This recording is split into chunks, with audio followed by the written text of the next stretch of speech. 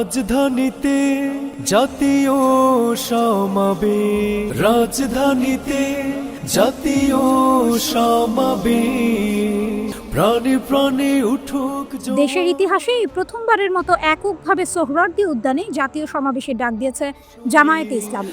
মিলেমিশে করতে হবে।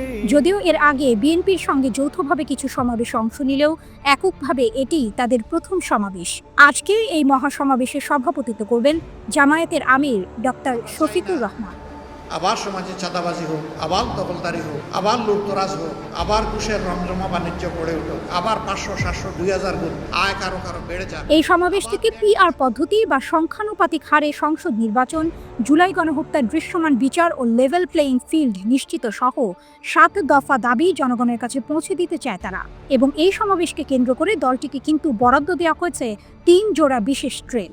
জানিয়েই এখন আলোচনা সমালোচনা চলছে সোশ্যাল মিডিয়াতে।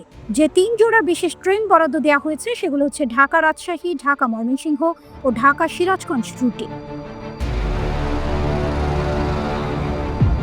এর আগে একটু জানিয়ে রাখতে চাই যে গত বছরের 5 আগস্ট শেখ হাসিনার সরকারের পতনের মধ্য দিয়ে রাজনৈতিক পট পরিবর্তনের পর বিএনপি, ইসলামী আন্দোলন সহ বিভিন্ন সংগঠন রাজধানীতে বড় বড় সমাবেশের আয়োজন করেছিল। তবে আজ এই সমাবেশের মধ্যে হয়তো দলটি তাদের সর্বোচ্চ শক্তি প্রদর্শনের প্রস্তুতি নিচ্ছে, যদিও গণ অভ্যুত্থানের পর জামায়াতকে কিন্তু অনেকটাই সক্রিয় ভূমিকায় দেখা গেছে।